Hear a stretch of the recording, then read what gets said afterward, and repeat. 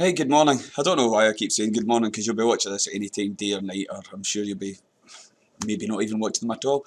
But never mind, we are on to the marketing mix. We're going to look at what's sometimes classified as the service mix. It's the three additional P's that you learn in Hire that you don't actually learn in National 5. So we're going to look today at people, process and physical evidence. So if I can get my computer to work, there we are. So you'll see there's the top four there: product, price, promotion, place. Okay, but these three are an integral part of the marketing mix. So you have to get all seven of these working together in order to ensure the fact that you're going to be successful. So it's how a business goes about using these, right, and what the strategy is in order to make sure, right, that the product, the price is right, the promotion is right, it's in the right place, the right people are selling it, the process for the sale is correct, and then there's the physical evidence, what's happening, right, to make sure that we know that we are getting the best product. I worked in hospitality for years as a bar and restaurant manager, working with rooms and all that sort of stuff. So the example you see on here is for hotels, and it's because it's quite easy to look at that, you know, the processes and the people and all that sort of stuff. So looking at people, first of all, people are an integral part of any organisation. I've said that all the way through. I mean, if the people have got to be right. You can have the best product in the world, but if you've the wrong people trying to sell it, it's not going to do as well as it should do. So having a really good motivated workforce is something that you have to concentrate on, because the more motivated you are, right, the more likely you are to sell. The better trained you are, the more likely you are to be more efficient. So just remember these sorts of things. So it doesn't matter if you're the managing director or if you're a sales assistant, or as I sometimes say in a school, if you're the head teacher or the janitor. You have an equal part to play in the success of that building or the success of that school. So it's really important that you focus on your people. Look at the top performers. Look at Google. Look at all these big tech companies, and you see all the wonderment of having the fantastic office space they've got, and all these things like sleep pods and Starbucks, you know, on site, and all these sorts of things. So really concentrate on making sure your people are well looked after. Richard Branson, he always says that he looks after his people who look after his customers. So that's his ethos.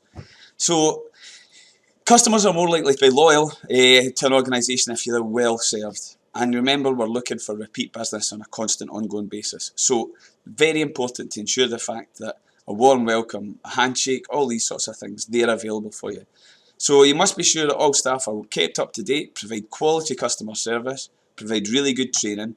So there you are, it says it in 4 very key points at the bottom. Having a motivated workforce. I've said this on numerous occasions. You've got to ensure your workforce want to be there working for you. They will perform better. There's loads of talk at the moment about going to a 4-day week and keeping your workforce motivated, so that to give them more work-life balance. So making sure they're motivated. How do you do that? Well, we'll come on to that and we'll look at that later on. So you can incentivise them, you pay them well, you look after them, living wage, right? You give them maybe ancillary benefits, you praise them, right? That's something that's key and sometimes lost and forgotten about. You know, you remember their name, you do all these sorts of things. So having a motivated workforce that really invests in your business will prove huge. It was really worthy. Okay, staff training and development. The better trained your staff are, the better they can look after your customers. The more knowledgeable they are on a product, the more capable they are of selling it. So that's something you have to look at. Developing them, offering a succession planning. Let them see a career path within your organisation. You know, if they do well, these are the things that we will bring for you. Customer service policy, hugely important. Is everybody being treated the same? Do we have this thing where we look after people? For instance, if you buy a Mercedes, not that I could afford one, I know that what happens is, once you've bought the Mercedes and you've driven it home, they do things like they phone you up 2 days later. You know, they send you basically a bunch of flowers or send you something out, you know, a wee gift to say thanks very much for buying from us. It's these wee touches, right, that basically just give them that wee cut above the rest. That goes on with your customer service policy and your after sales service. So again, Kia do it for us. I've got a Kia Sportage, it's got a 7-year warranty. You know, but we have got, with the garage I bought from, what they do is they phone up on every year when it's time for the service and say, are you going to bring the car in? I can decide whether or not I want to, because taking it to a dealer, I know it's more expensive. But then they've been excellent with me, so why wouldn't I take it back? All right. So you've got to think about that. So people are hugely important. I'll give the example of a hotel. So it's a friendly welcome. Shake the hand at the front door. Oh, we've been expecting you. Nice to see you. Okay. And if they're a regular customer, asking are they here on business? What are they here to do? Without being intrusive. So it's a really good thing to do. Helpful and knowledgeable staff. Know the good restaurants to go to if you're going down for a holiday. Have a taxi company online. That's called a concierge service. Concierge service, if you look at the really top hotels in London and all these sorts of things, they can do anything. Book helicopter flights for you for the super rich. Even do things along the lines of make sure your room is decorated if it's Christmas time. Leave a bottle of champagne there if it's your anniversary. They can order you taxis, they can get you tickets to a show. So they can do all these sorts of things. That's to give that extra bit of customer service. Make sure that rooms is hugely important in the hotel and catering industries. Make sure that the place is clean. Right? And you've seen all these pictures of people going on their honeymoons, going abroad and all these sorts of things, and they come back into the room and their towel's made into a swan or whatever it might be. We love all that sort of thing. So that's the cleaning staff that do that.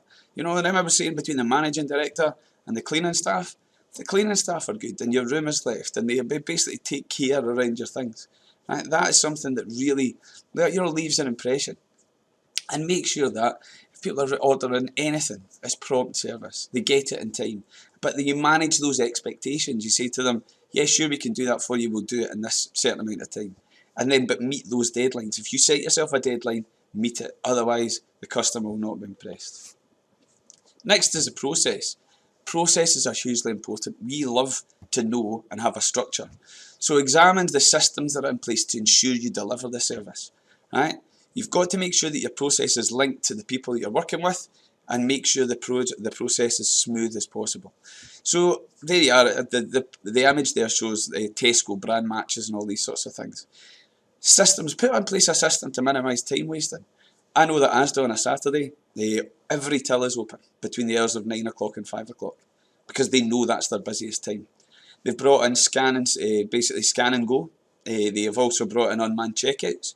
That's to basically make a quicker process for you to get in and get out of the shop.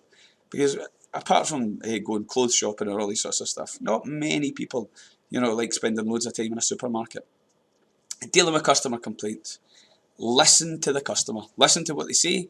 And if you listen to what they say, right, then give them an assurance that you will then take them on board or you will pass it to somebody who will. Make sure you tell them that somebody will call them back by a certain time. And then follow up on that and make sure that you can do that. Alright, so that's really important. Communicating with customers effectively. If you're asked a question, again, give a deadline. Say I'll be back in touch with you by a certain time. Make sure it's effective. That can can turn a bad situation into a good situation. So for instance, if your broadband goes down and then Sky say to you, that's okay, we appreciate that, it's a problem out with our control. What we will do is we will get you a 4G hub sent out to you. And that means if this was to happen again, you just link that up and then basically we'll pay for whatever it is. Okay, so effective customer service. Providing the efficient delivery service. Amazon, brilliant.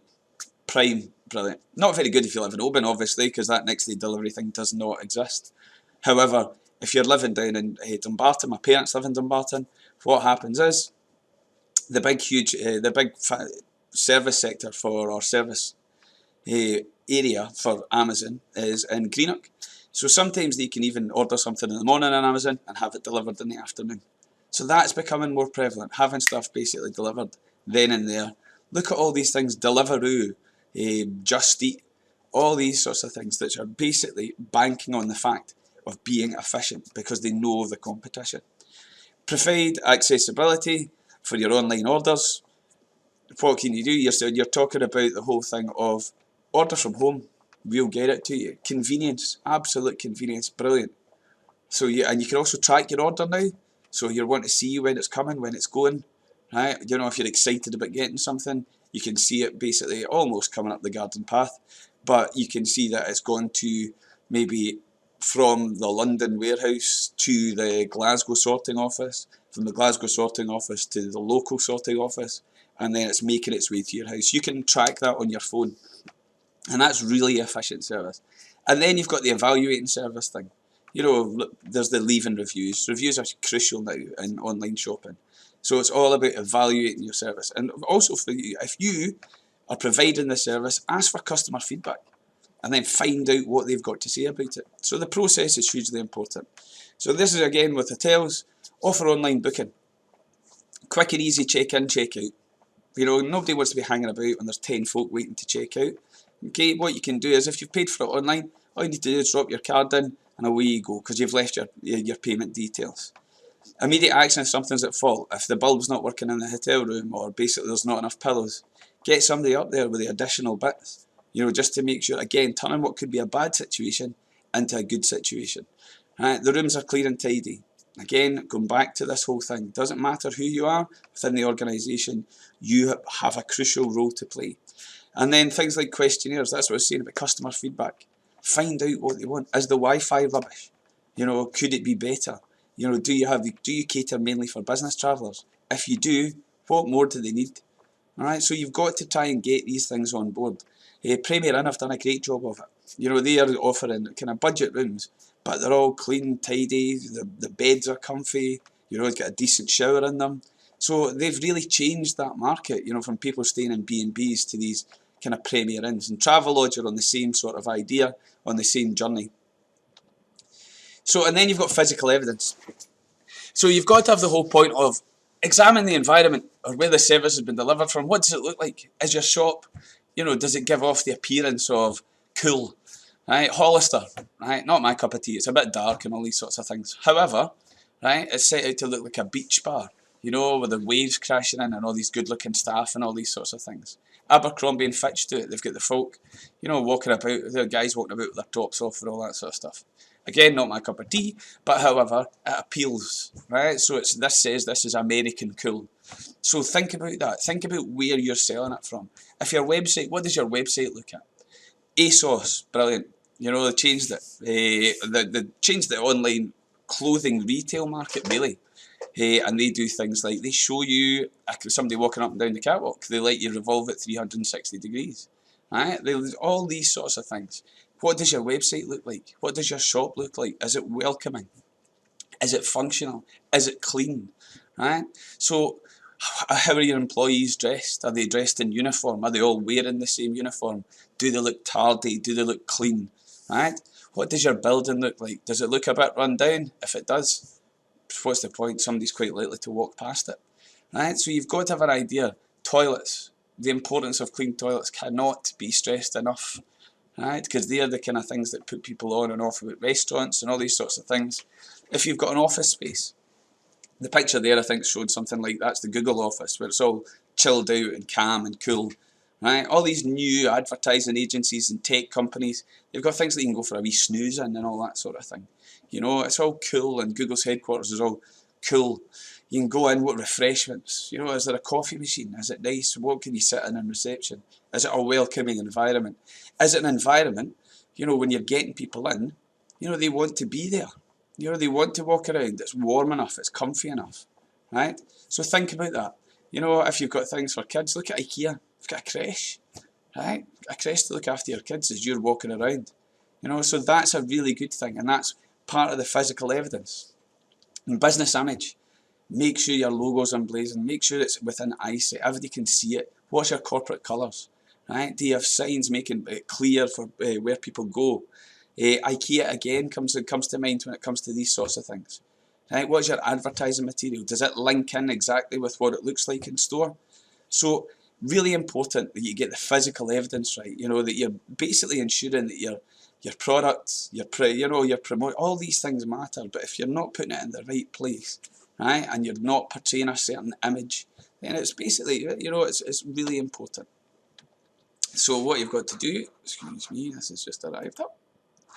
Right, is physical evidence. Modern appearance in rooms. Right, does it look modern? Have you got brown itchy blankets or do you have duvets? Really important in a hotel. Bed's comfy.